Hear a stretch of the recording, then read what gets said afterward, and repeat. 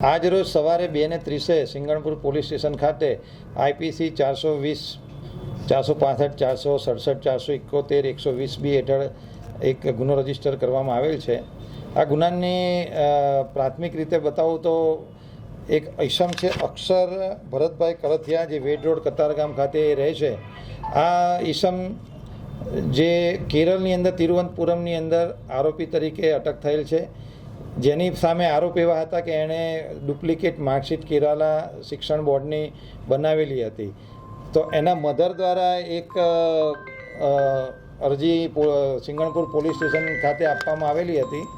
તો આ જે અરજીની તપાસમાં એવી વસ્તુ ધ્યાનમાં આવેલી હતી કે આ જે અક્ષર કળથિયાએ જે ડુપ્લિકેટ માર્કશીટ બનાવેલી એ સિંગણપુર પોલીસ સ્ટેશન વિસ્તારની હદમાં આવેલા નિલેશ મગનભાઈ સાવલિયા દ્વારા બનાવવામાં આવેલી હતી. તો અમારા સિંગણપુર પોલીસ દ્વારા આ ઇસમ ઉપર થોડી વોચ રાખવામાં આવેલી કે હકીકત શું છે.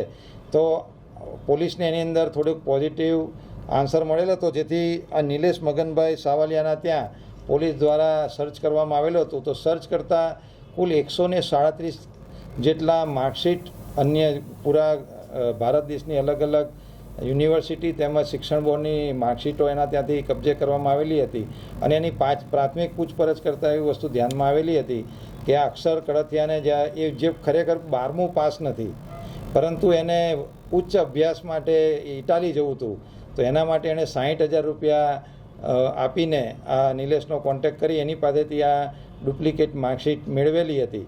પરંતુ વિઝાની પ્રોસેસમાં માર્કશીટને વેરીફાઈ કરવા માટે જ્યારે તિરુવનંતપુરમમાં જ્યારે ગયો ત્યારે ત્યાંના અધિકારીઓને ધ્યાનમાં આવેલ કે આ માર્કશીટ તો ખોટી છે. તો એની વિરુદ્ધમાં ગુનો દાખલ કરી અને અટક કરવામાં આવેલ હતો. પરંતુ આ જે માર્કશીટ છે એ બનાવનાર અથવા એને આપનાર વ્યક્તિ એ નિલેશ મગનભાઈ સાવલિયા હોય.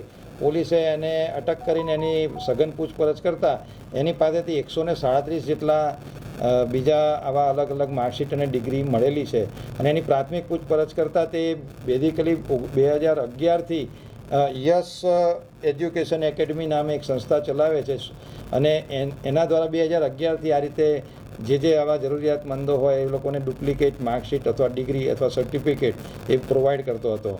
એને પૂછવામાં આવતા કે આ ડિગ્રી સર્ટિફિકેટ જાતે પ્રિન્ટ કરતો હતો. તેના જણાવ્યા મુજબ ફરીદાબાદ ઉત્તર પ્રદેશનો એક ઈસમ છે મનોજ કુમાર, એની સાથે એ 2011થી કોન્ટેક્ટમાં હતો.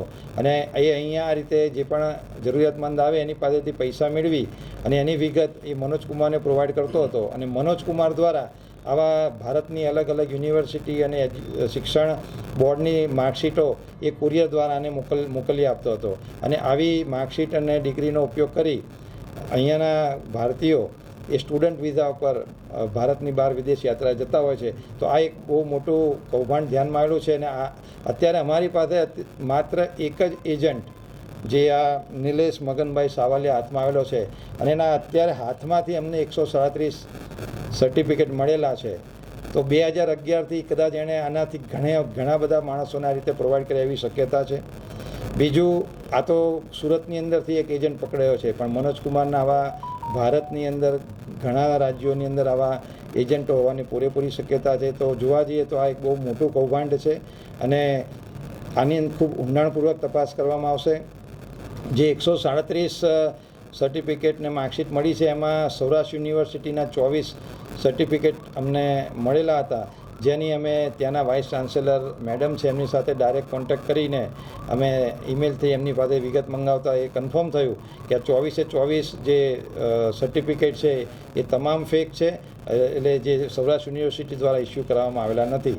તો પ્રાથમિક દ્રષ્ટિએ ક્લિયર કટ દેખાય છે કે આવી ભારતની જુદી જુદી યુનિવર્સિટીઓ તેમજ શિક્ષણ બોર્ડની અંદરથી આવા ફેક ડોક્યુમેન્ટ મળવામાં આવે છે. અને આ ડોક્યુમેન્ટના આધારે આ તો એક ઉપયોગ થયો છે કે જે સ્ટુડન્ટ વિઝા પર બહાર જાય છે, પરંતુ આવા ડોક્યુમેન્ટનો અલગ અલગ જગ્યાએ ઉપયોગ થવાની પૂરેપૂરી સંભાવના છે. એટલે આ વિષયને બહુ જ ગંભીરતાથી લઈને આની તપાસ કરવામાં આવશે. આમ જોવા જઈએ તો એક આંતરરાજ્ય ષડયંત્ર જેવું જ કહી શકાય. અને હું તો કહું છું આંતરરાષ્ટ્રીય પણ કહી શકાય. કારણ કે એવું પણ બને તપાસમાં કદાચ ફોરેનની કોઈ યુનિવર્સિટી જે આવા સ્ટુડન્ટને બોલાવતી હોય અને એમનો પણ જો મેલાફાડ ઇન્ટેન્શન હોય તો એક રીતે આંતરરાષ્ટ્રીય કૌભાંડ પણ કદાચ કહી શકાય. તો પોલીસ આના તમામ પાસાઓનું ઊંડાણપૂર્વક તપાસ કરી રહી છે અને તમામના સ્ટેટમેન્ટ રેકોર્ડ કરવામાં આવશે અને એના એવિડન્સ ભેગા કરવામાં આવશે. અને અત્યારે હાલમાં નિલેશ મગનભાઈ સાવલિયા પોલીસ કસ્ટડીમાં લીધેલ છે.